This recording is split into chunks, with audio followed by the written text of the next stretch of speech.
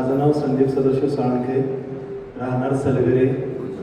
मी हा DNSPचा deep route juice माझ्या वडिलांसाठी घेतलेला होता. वडिलांसाठी यासाठी घेतलेला होता की शेतामध्ये औषध मारत असताना त्यांना अटॅक आलेला होता आणि त्यांना परमशक्ती हॉस्पिटलमध्ये ॲडमिट केलेलं होतं. 4-5 दिवस तिथे ट्रीटमेंट घेतली, काही फरक पडला नाही म्हणून परत आम्ही भारतीला शिफ्ट केलं. भारतीमध्ये तिथं अँजिओग्राफी केल्यानंतर डॉक्टरनी सांगितलं होतं की मुजावर सरांनी एक 100% सिर ब्लॉकेज आहे मेन सिर आणि दुसरी ते 80% ब्लॉकेज आहे. तर आम्हाला फुल्ली स्टेपनी सांगितलं होतं की अँजिओप्लास्टी करायला.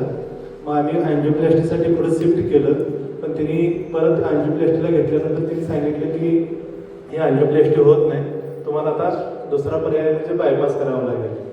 बायपास करावा लागल्यानंतर थोडा वेळ आम्ही थांबलो आणि त्या ठिकाणी म्हटलं की आम्हाला बायपास करायचं नाही.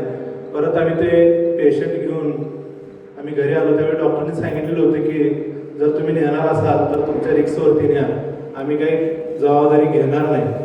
मग असं घरी आणल्यानंतर आम्ही ज्या गोळ्या होत्या त्या गोळ्या चालू ठेवल्या आणि आमचे घोरपडे महाराज राजाराम घोरपडे साहेब ते आमच्या शोरूममध्ये आले होते. त्यांनी सांगितले की असा असा प्रॉब्लेम आहे, आता गोळ्या तर चालू आहेत पण हे एकदा घेऊन तर बघा म्हटले की काय रिझल्ट येतोय.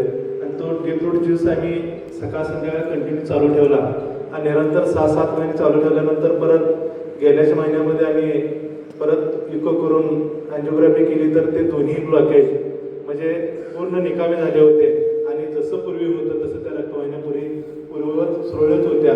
आज वडील शेतामध्येही काम करतात आणि सगळी जबाबदारी घराची ते करतात. त्यामुळं हा आपलातून रिझल्ट हा डीप रूट ज्यूसचा मला या ठिकाणी आलेला आहे. म्हणून सर्वांनी किंतु परंतु न करता जर काय आपल्या घरामध्ये जर काय प्रॉब्लेम असतील तर निश्चित जसं पॉझिटिव्ह थिंकिंग ठेवून आपण जर ते घेतलं तर निश्चित रिझल्ट आल्याशिवाय राहणार नाही.